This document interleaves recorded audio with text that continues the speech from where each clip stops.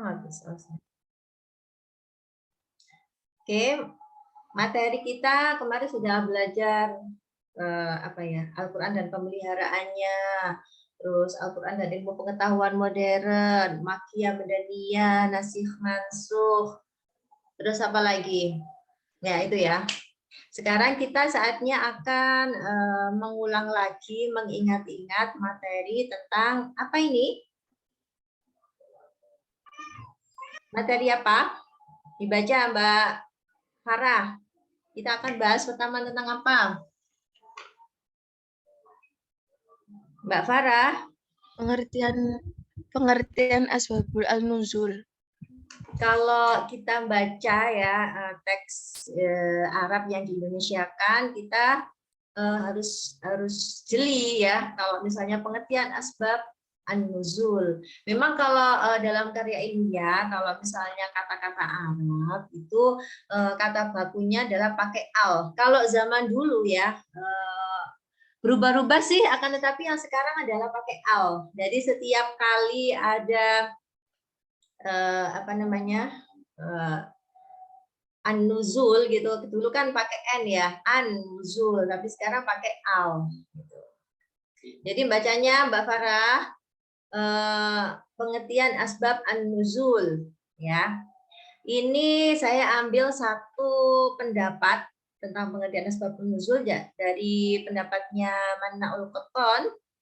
Beliau mengemukakan bahwa asbabun nuzul adalah peristiwa sebab turunnya Al-Quran berkenaan dengannya waktu peristiwa terjadi.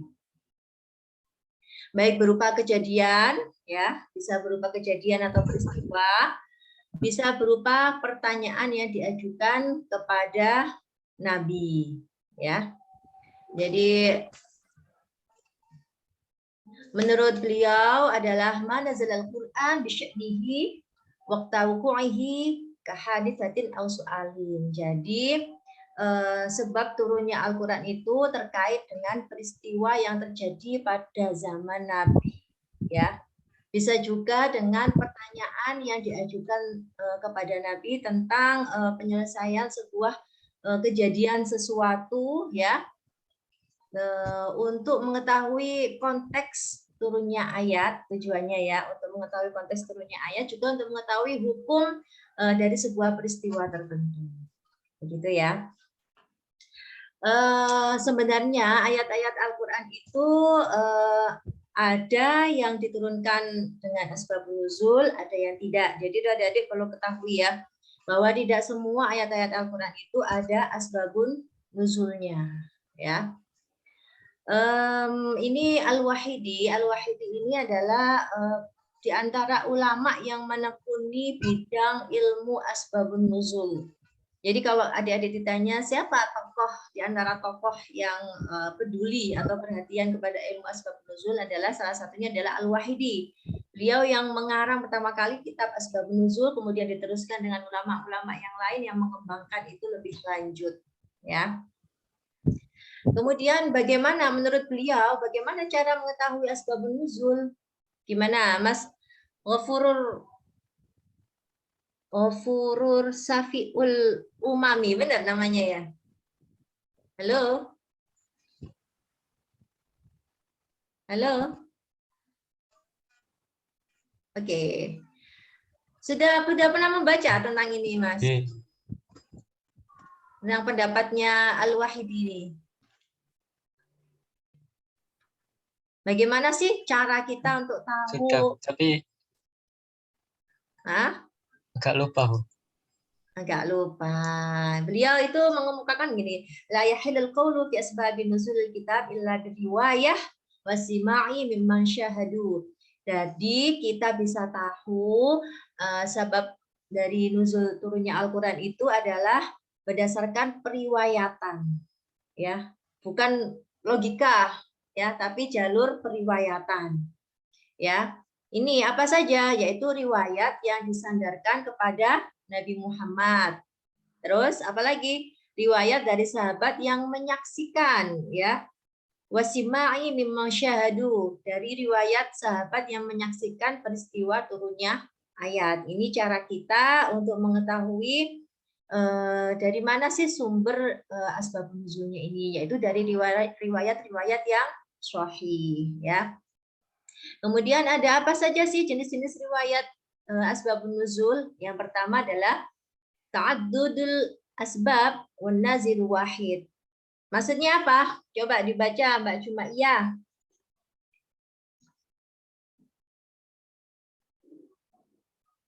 Mbak Jumaiyah, ini hadir apa enggak ya? Iya, Bu. Oke. Apa coba maksudnya? Gimana? Sudah belajar kan kemarin, sudah menyimak PPT-nya teman-teman kan? Ya. Ya, coba mengingat-ingat ya, kita mengingat ta'addudul asbab wan nazilu wahid. Beberapa sebab turunnya.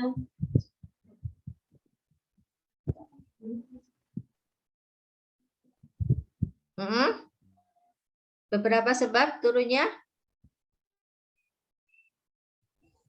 satu ayat atau satu surat ya. Jadi ini maksudnya adalah jenis-jenis riwayat asbabun nuzul itu ada yang misalnya begini, satu ayat atau satu surat yang turun itu karena memiliki beberapa sebab ya. Jadi satu ayat atau satu surat dalam satu surat itu terdiri dari beberapa asbab, terdiri dari beberapa sebab nuzul ya. Contohnya surat Al-Ikhlas ayat 1 sampai 4. Surat Al-Ikhlas itu ya turun sebagai tanggapan apa? Ada riwayat yang menyebutkan bahwa surat Al-Ikhlas itu turun untuk menanggapi terhadap orang-orang musyrik Mekah sebelum Nabi Hijrah. Itu ada riwayat seperti itu. Kemudian riwayat yang kedua, ada yang mengemukakan bahwa surat Al-Ikhlas itu turun sebagai tanggapan terhadap kaum ahli kitab yang ditemui Nabi di Madinah setelah hijrah. Jadi gini, satu surat atau satu ayat itu bisa ada yang terdiri dari beberapa sebab. Ya, itu yang pertama. Terus yang kedua apa? Ta'addudun nazil wal asbab wahid. Beberapa ayat turun dengan satu sebab. Kalau yang pertama itu satu ayat atau satu surat itu ada banyak sebab. Ada riwayat-riwayat yang mengemukakan tentang sebab-sebab turunnya ayat tersebut berbeda-beda sebabnya. Tapi kalau yang kedua ini adalah beberapa ayat turun dengan satu sebab saja. Dalam satu riwayat itu menjelaskan tentang sebab dari 3 ayat sekaligus. Paham ya? Paham nggak? Paham ya? Jadi ada jenis ayat asbabun nuzul yang seperti itu. Contohnya surat Ad-Dukhan ayat 10, ayat 15 dan ayat 16 itu turunnya itu dijelaskan dalam satu riwayat ya. Riwayat hadis ya, yaitu ada riwayat dikemukakan ketika kaum Quraisy ya durhaka kepada Nabi, beliau berdoa agar mereka mendapat kelaparan ya sampai-sampai makan tulang sehingga turun surat Ad-Dukhan ayat 10. Nah, kemudian mereka menghadap Nabi untuk meminta bantuan. Beliau berdoa agar diturunkan hujan, lalu turun hujan. Nah, kemudian inilah sebab dari turunnya surat Ad-Dukhan ayat 15.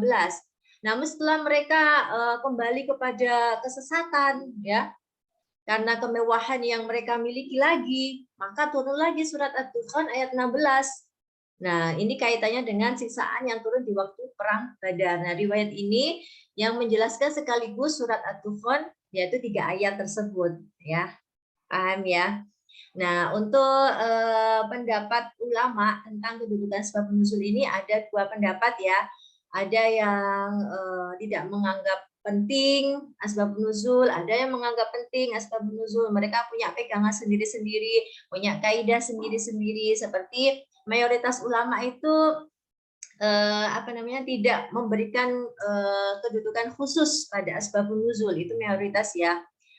Dengan kaidahnya al-ibrah bi'umumil lafzi la bi khususis sabab, yang dijadikan pegangan bagi mayoritas ulama, menurut yang mayoritas ulama ya, mereka itu tidak menganggap asbabun nuzul itu hal yang penting, ya. Karena yang dijadikan pegangan itu adalah redaksi bi'umumil lafzi, yaitu lafaz yang umum, bukan kekhususan sebab. Ya, alasannya apa?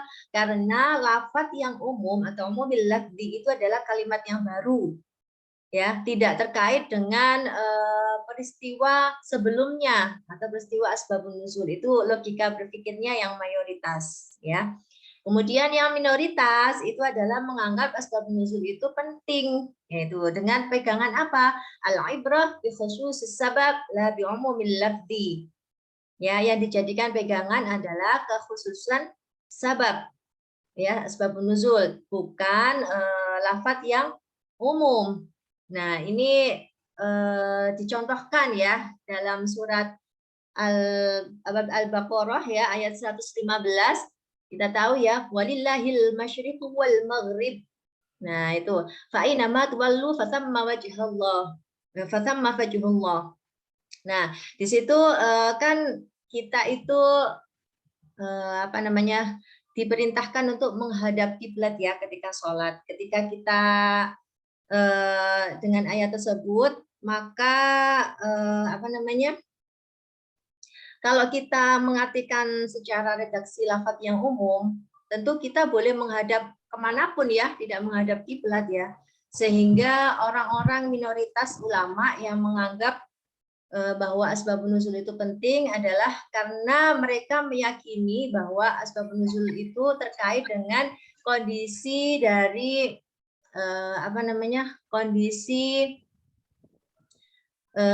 kondisi dari seseorang itu, misalnya ketika tidak bisa menentukan arah kiblat ketika dalam bepergian, itu kan ya.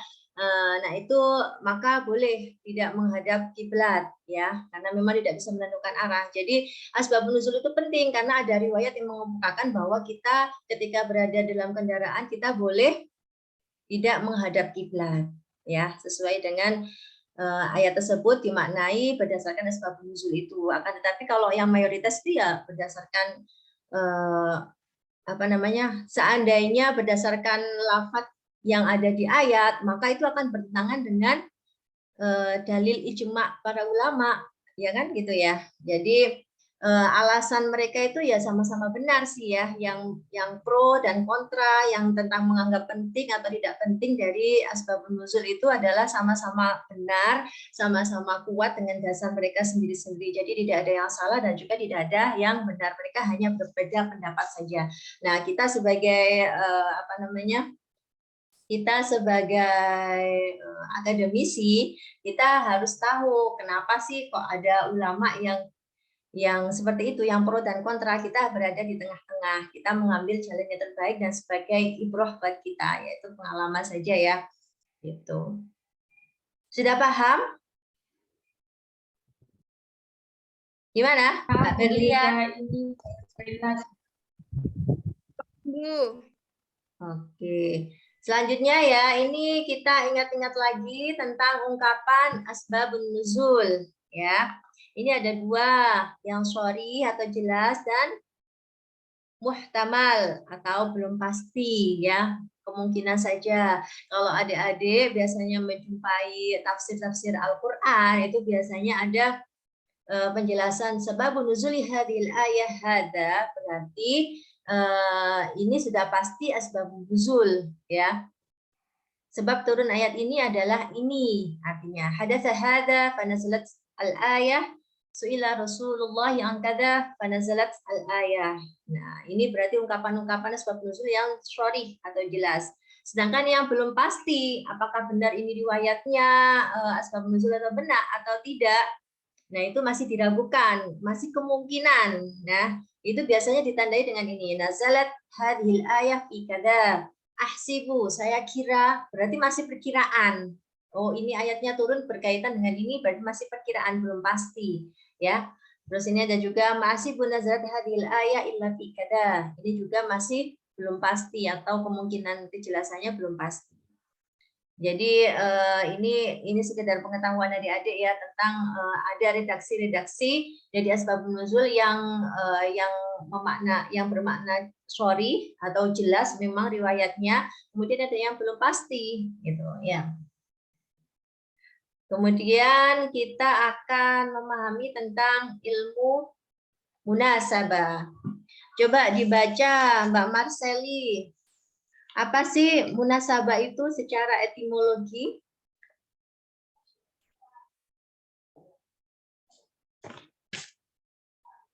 Mbak Marseli ini di mana ya orangnya ya? Ada, Bu. Ada. Ayo coba dibaca. Nah, Apa sih secara bahasa ini munasabah? munasabah menjelaskan segi-segi hubungan atau keserasian antara Secara etimologi. Kalau secara etimologi berarti kita bahas secara bahasa. Apa ini? Coba dibaca Arab, tulisan Arab. Oh, saya nggak bisa baca bahasa Arab kan, Pak Arab. Oh, begitu. Oke. Maaf ya, Bu. Ya, yang lainnya ya, Mbak Hadisatul Munawwaroh. Coba dibaca. Al-musyakalatu au awil muqarabati. Al-musyakalatu awil muqarabati. Hah? Al-musyakalatu awil muqarabati. Tu apa ti? Kalau sama ya sebenarnya itu nggak penting ya.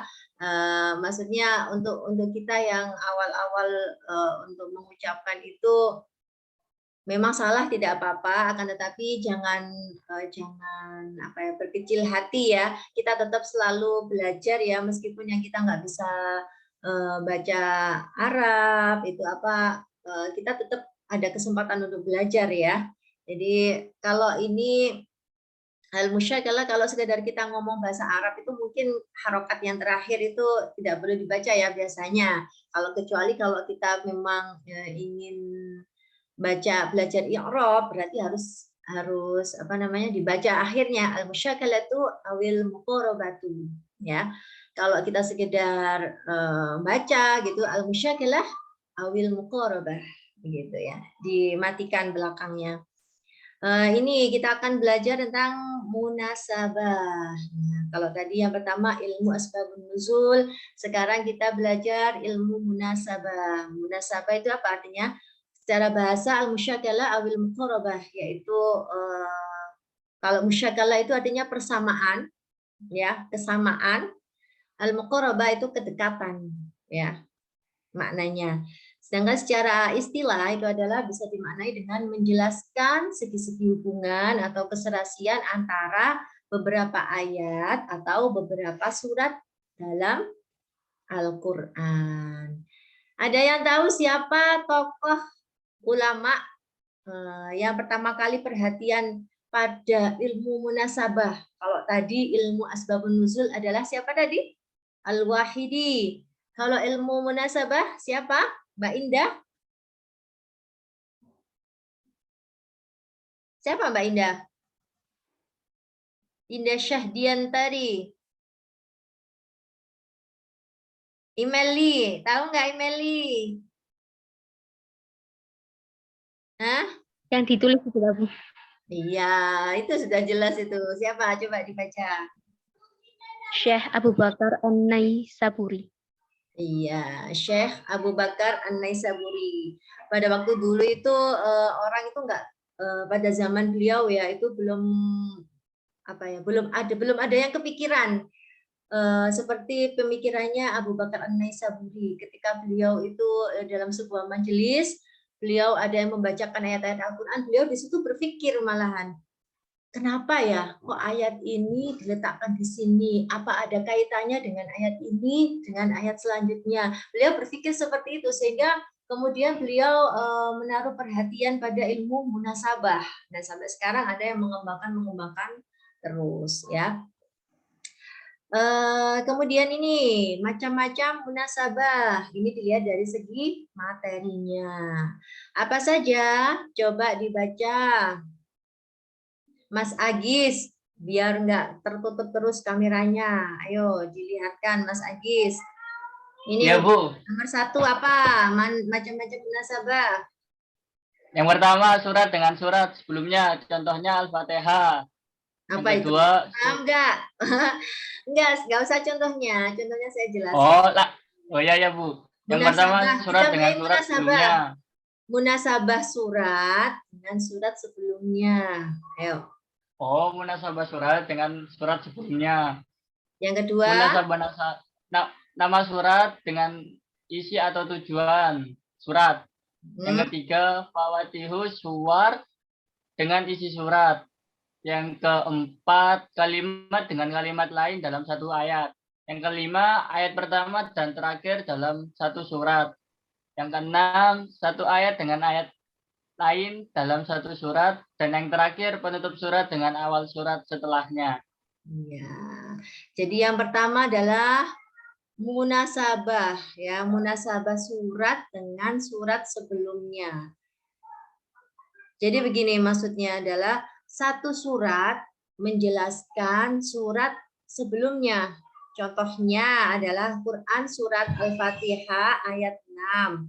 Ihdinas syiratal mustaqim. Artinya adalah jalan yang lurus. Nah, itu dijelaskan oleh surat sebelumnya. Dijelaskan oleh surat setelahnya maksudnya ya. Yaitu apa? Surat Al-Baqarah ayat 2. Di situ disebutkan dalikal kitabul la raiba fihi hudal lil muttaqin. Jadi ihdinas syiratal mustaqim, syiratal mustaqimnya jalan yang lurus itu adalah dijelaskan oleh surat Al-Baqarah ayat 2 yaitu mengikuti petunjuk Al-Qur'an. Jadi jalan yang lurus itu adalah yang mengikuti petunjuk Al-Qur'an. Paham ya? Jadi ada kaitannya antara surat Al-Fatihah dengan Al-Baqarah atau surat sebelumnya dengan surat selanjutnya. Seperti itu ya. Kemudian yang kedua, munasabah nama surat dengan isi atau tujuan surat. Contohnya surat An-Nisa. An-Nisa apa artinya? Mbak Febrianti, apa An-Nisa artinya? Perempuan. Berarti kalau seseorang yang ingin tahu tentang seluk-beluk perempuan itu silakan membaca makna-makna ayat yang terkandung di dalam surat An-Nisa. Ya, surat Al-Baqarah juga tentang sapi betina, bagaimana kisah-kisahnya di dalamnya. Kemudian surat-surat yang lainnya juga ada. Nah, itu ada keterkaitan, ada munasabah, kesesuaian hubungan antara hubungan antara nama surat dengan isi surat itu. Kemudian yang ketiga adalah fawatihus suwar dengan isi surat. Fawatihus suwar itu apa? Ada yang tahu? Mbak Asilah tahu?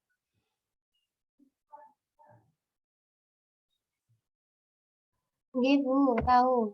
Apa? Ayat pertama, pembuka surat.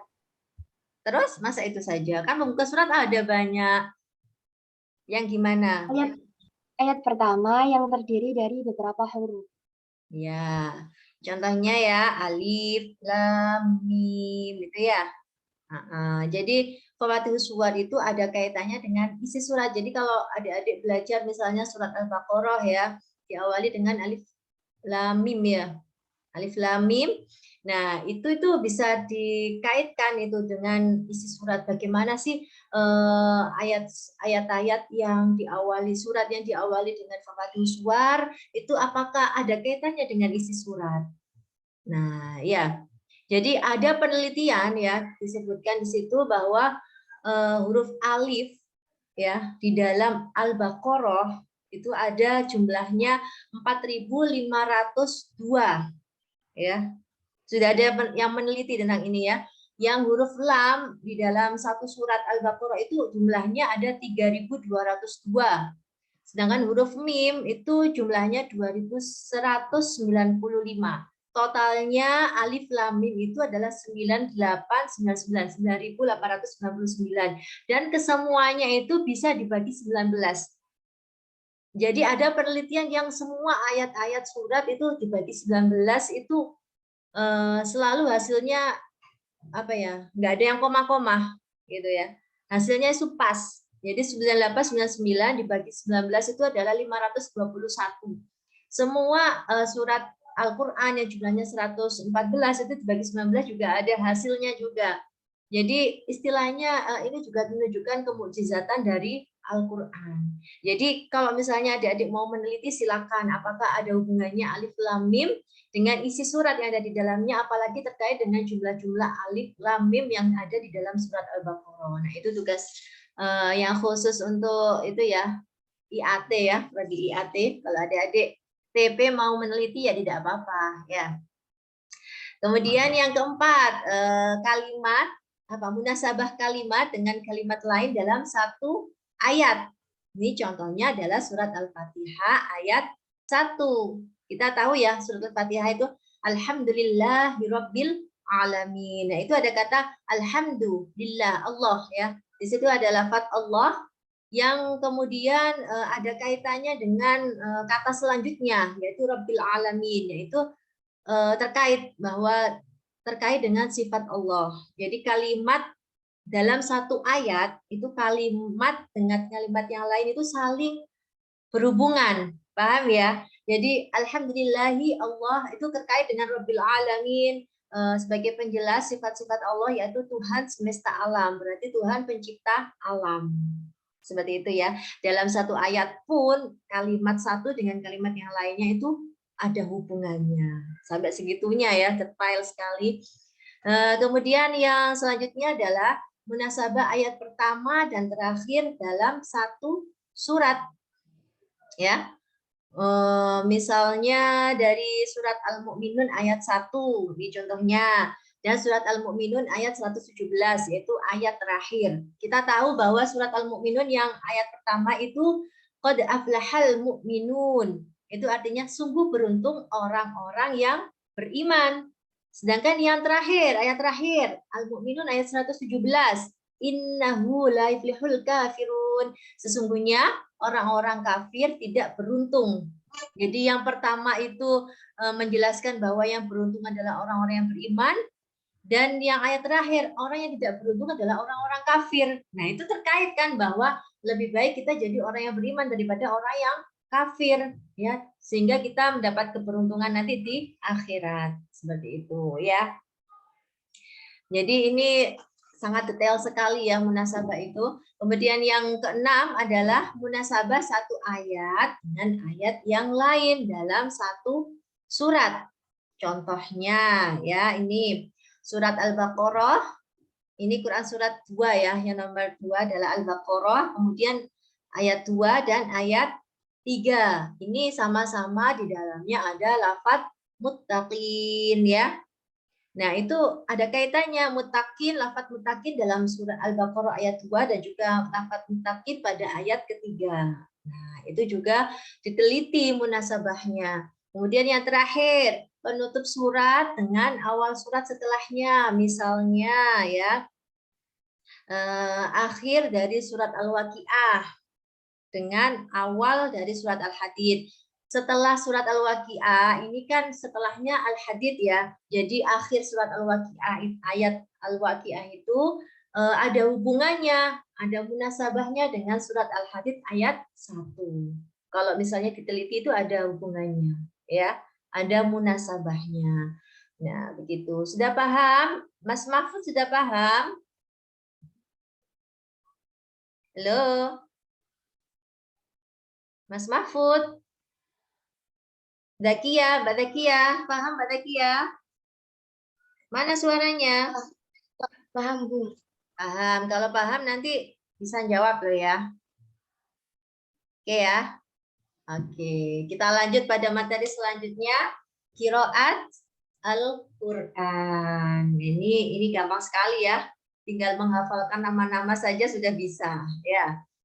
Qiraat Al-Qur'an adalah bacaan ya yang disandarkan kepada salah seorang imam dari qurra yang 7, ada 3 ya, qiraat sab'ah 7, asyara 10, arba asyara 14. Ya, ini adalah namanya yang dimaksud dengan kiroah. Nah, di dalam ilmu qiraat Al-Quran itu ada istilah-istilah lain, diantaranya adalah riwayat dengan thoriqoh. Riwayat itu adalah bacaan yang disandarkan kepada salah satu rawi dari para qurra. Jadi kalau qiraat itu adalah yang disandarkan kepada qurra'nya langsung ya, imam dari para qurra. Sedangkan riwayat itu adalah disandarkan kepada salah satu rawi dari para qurra itu. Ya, bisa yang 7, yang 10 atau 14. Contohnya rawi dari Imam Nafi. Di situ ada 2 ya, Qalun sama Warosh ya. Nah, sehingga dikatakan bahwa kalau ada bacaan yang disandarkan dari rawi Qalun atau rawi Warsh, berarti dinamakan riwayat Qalun atau riwayat Warosh dari Nafi. Begitu ya. Jadi ini riwayat kalau misalnya sampean misalnya imamnya Imam Nafi ya, imam qurra'nya Nafi, kemudian punya perawi 2 Qalun dan Warash. Berarti yang pertama itu namanya qiraah Nafi. Kemudian kalau bersumber dari perawi salah satu rawinya berarti riwayat Qalun atau riwayat Warash dari Nafi begitu. Kemudian thoriqoh itu adalah bacaan yang disandarkan kepada pengambil qiraat dari rawi para qurra yang 7, 10 atau 14. Jadi ini di bawahnya lagi ya. Yaitu misalnya contohnya rawi Warash itu punya murid namanya Al-Azraq. Jadi kalau kita mau menyebutkan sumber-sumber sanadnya, berarti kita menyebutkan Thoriq Al-Azraq an Warash. Atau Qiraat Nafi, kan dari yang atas. Kemudian min riwayati Warash, berarti yang kedua perawinya. Kemudian yang ketiga min Thoriqi Al-Azraq. Jadi dari turun-menurunnya ya. Gitu. Paham ya? Mas Fabian paham nggak yang saya jelaskan ini? Paham, Bu. Paham ya. Nanti kalau ditanya bisa ya. Kita paling tidak hafal ini ya, imam-imam qiraat dari yang 7, 10 dan 14. Imam qiraat yang 7 ini ya sudah saya kasih panah, ada Nafi Al-Madani, Ibnu Katsir Al-Makki, Abu Amr Al-Basri, Abdullah bin Amir, Asim Al-Kufi, Hamzah Al-Kufi, Al-Kisai Al-Kufi. Nah, ini yang imam 7. Kemudian yang imam 10 siapa? 7 ditambah ini ya, 8, 9, 10. Ditambah Abu Ja'far Al-Madani, Ya'qub Al-Basri, Khalaf Al-Asfir. Yang imam 14 berarti semuanya ini ya. Termasuk di dalamnya Hasan Al-Basri, Ibnu Muhaisin, Al-Yazidi, Asyambudi. Ya. Ini kita lihat ya. Nah, ini Al-Qurra As-Sab'ah, yaitu imam yang 7. Tadi ya sudah kita sebutkan ya, ada Nafi. Nafi ini punya perawi namanya Qalun, punya perawi namanya Warash. Ya, seperti tadi ini. Warash ini punya murid Al-Azraq. Ya, Warash ini punya murid, Qalun ini punya murid. Kemudian Ibnu Katsir ini juga punya rawi punya murid. Nah, muridnya ini ya namanya jalur Thoriq namanya yang tadi ya. Kemudian kita akan bahas tentang syarat sah qiraat. Ya. Kita itu qiraat itu dianggap sah jika sesuai kaidah bahasa Arab. Kemudian sesuai salah satu mushaf Utsmani ya. Kemudian sanadnya sahih. Kemudian ini ada pembagian qiraat. Ini dibagi menjadi 6. Ada qiraat mutawatir. Kita tahu ya yang sudah belajar hadis ya, hadis mutawatir itu sudah tahu kalau mutawatir adalah diriwayatkan banyak orang ya. Sehingga tidak mungkin ada kemungkinan bohong, itu tidak mungkin. Dan kemudian disepakati sanadnya sahih dari para imam qurra. Kemudian qiraah masyhur. Qiraah masyhur ini diriwayatkan beberapa orang yang adil dan dobit, ya. Adil itu benar ya, kemudian dobit itu